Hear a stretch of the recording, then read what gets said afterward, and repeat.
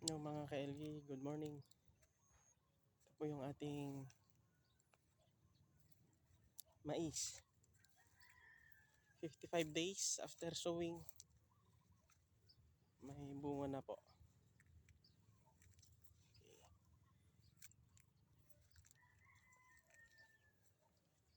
Bali, dalawang klaseng binhi po ito.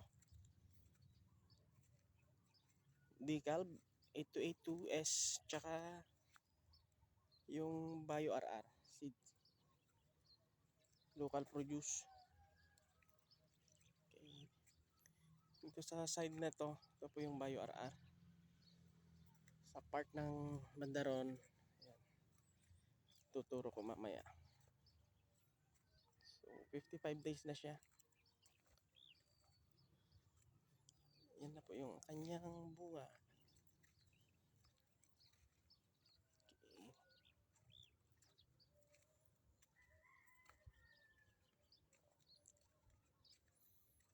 Yung tama ng FAO, minimal. At na-control po natin.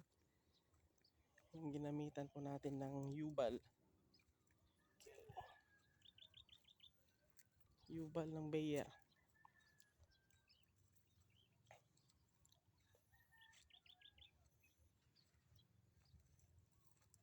Ito po siya. Sir Benjego. Ito po yung variety mo, sir. Ma-identify natin yung bulaklak ni ito. Yun. Ito. Dito sa side, ito na po ito.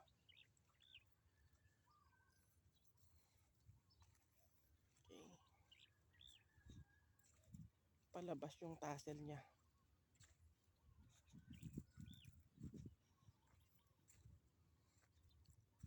Ito po siya.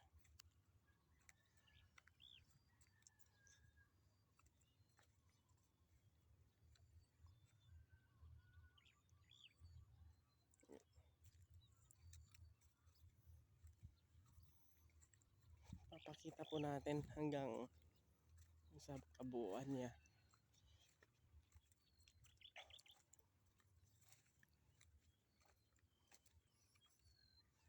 Dito sa side na to, mababa yung lupa niya. During germination, ang hirap magpatubo. Kaya maraming mga late na nag-germinate. Gawa ng una,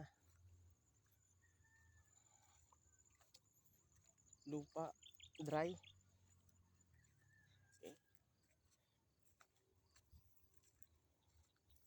Pero dito sa part na to, ito siya. Okay na ho. Mataas.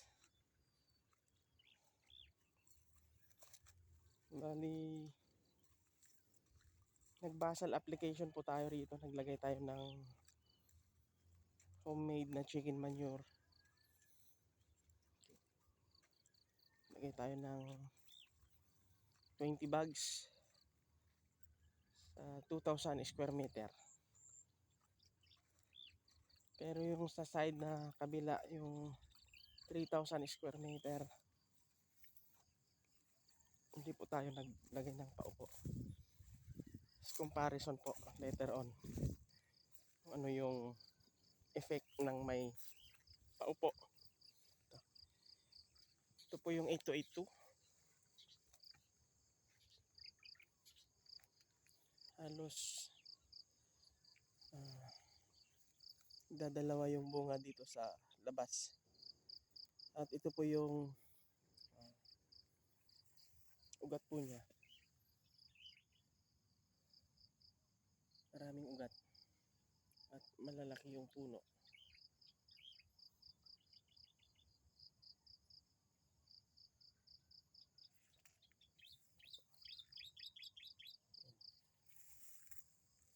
Yung mais natin. Ito yung may basal na 20 bags, 2,000 square meter na organic. At dito sa side na to, walang basal. Yan. Pero parang walang pinagkaiba. Hindi natin alam later on yung lupa. Kasi ang organic fertilizer hindi fully 100% po nakakainin kaagad ng ating tanim. Slow release po siya. So, pag continuous na naglalagay tayo ng organic fertilizer, tumataba yung ating lupa. At yun po yung goal natin.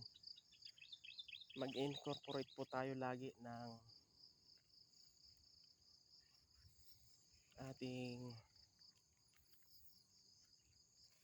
organic fertilizer, yung homemade.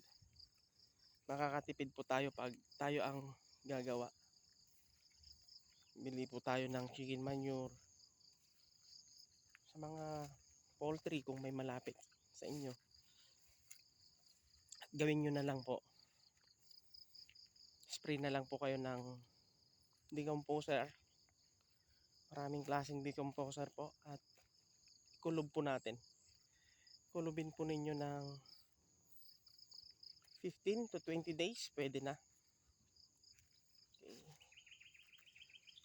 Habang ibinubuhos yung chicken manure, ayan,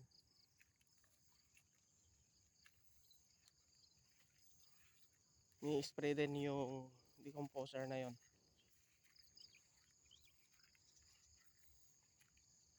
Ito po yung ating mais.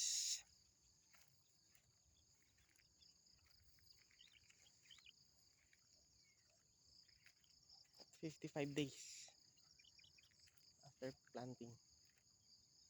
Okay.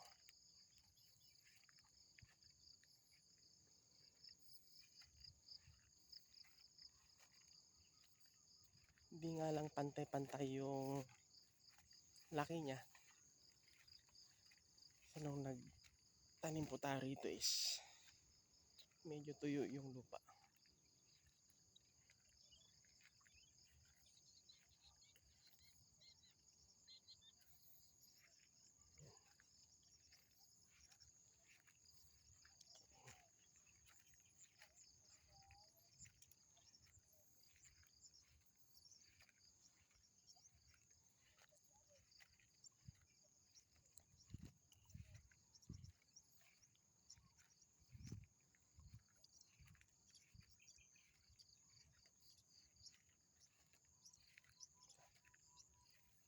Okay.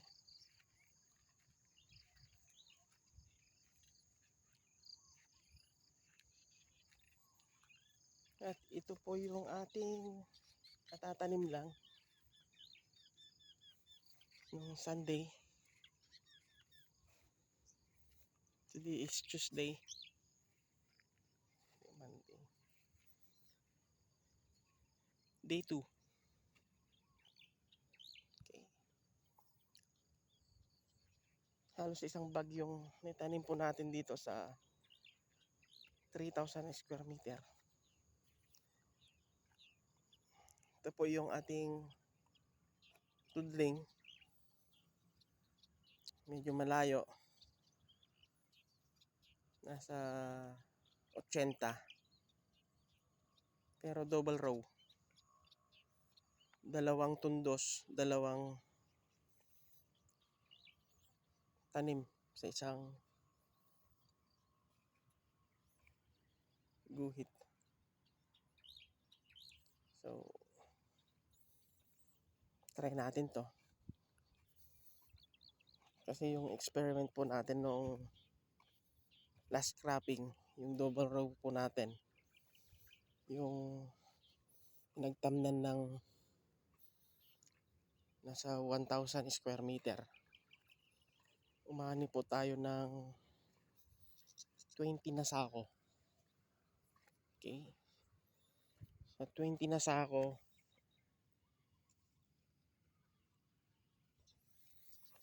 compute natin per hectare. Naka 200 po siya. Makaka 200 siya. So kaya inulit po natin.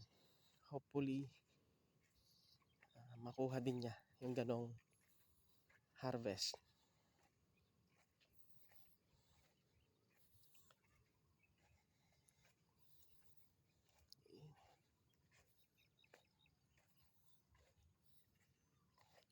kahapon kaninang madaling araw. Kaya medyo basa yung lupa. Konti.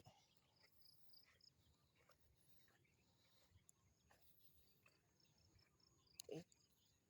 Ito yung ating maisan. At ito yung ating, nakikita nyo yung nakulob na yan. Ito yung ating bagong luto. Niluluto natin na chicken manure. Okay. 75 sacks.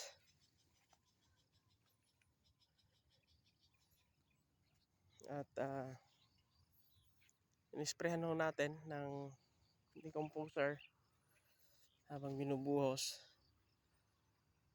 Tapos kinulob po natin ng plastic. Tinabunan dito para hindi na makasingaw. Niluto po natin ito para rin dito sa preparation ng ating lupa at pagtatamnan ng gulay pagkatapos ng mais. So gagamitin na natin dito yan. Ito pwede na nating i-harvest 15 days yung organic fertilizer natin. At yun po yung gagamitin natin dito. Sakto po sa edad ng mais. At the same time, yung sinabi ko kanina, preparation for gulay. So, January, February, March, April, May. May, start na ulit ng taniman ng gulay dito sa amin. Pwede na. So, hopefully. Okay. Ito guys, yung ating area. Mais. Okay, happy farming po.